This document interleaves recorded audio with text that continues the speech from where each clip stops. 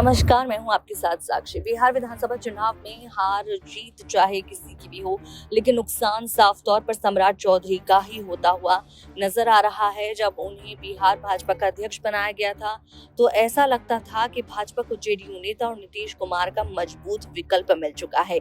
लेकिन पिछले साल लोकसभा चुनावों के बाद सम्राट चौधरी की स्थिति कमजोर होती चली गई। उन्हें भाजपा के प्रदेश अध्यक्ष पद से त्याग पत्र देना पड़ा। इस स्थिति को और जटिल बनाने में प्रशांत किशोर ने अहम भूमिका निभाई। उन्होंने सम्राट चौधरी पर कई ऐसे आरोप लगाए जो अब तक आरजेडी और कांग्रेस जैसी विपक्ष पार्टियों ने भी नहीं लगाए थे। फर्जी एज सर्टिफिकेट विवाद, फर्जी डिग्री विवाद, शिल्पी गौतम कांड जैसे मुद्दों को जोड़कर प्रशांत किशोर ने सम्राट चौधरी को सवालों के कटघरे में खड़ा कर दिया।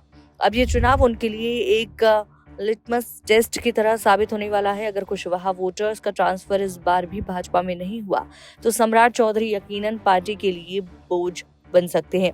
सम्राट चौधरी की गिरावट का सिलसिला तब शुरू हुआ जब लोकसभा चुनाव में भाजपा को उम्मीद के मुताबिक सीटें नहीं मिली।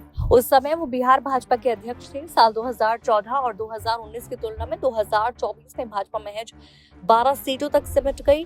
पूर्व केंद्रीय मंत्री अश्विनी चौबे ने भाजपा के खराब प्रदर्शन का ठीकरा सीधे सम्राट चौधरी पर फोड़ा और ये कह दिया कि आयत नेताओं से पार्टी का भला नहीं हो सकता। भाजपा को अपने कोर कार्यकर्ताओं और नेताओं पर भरोसा करना चाहिए।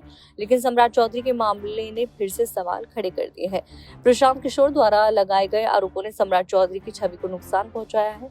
विवादों का पिटारा खुलने के बाद जेडीयू के नेता और भाजपा के वरिष्ठ नेता आर.के. सिंह भी उन पर कई सवाल उठा रहे हैं।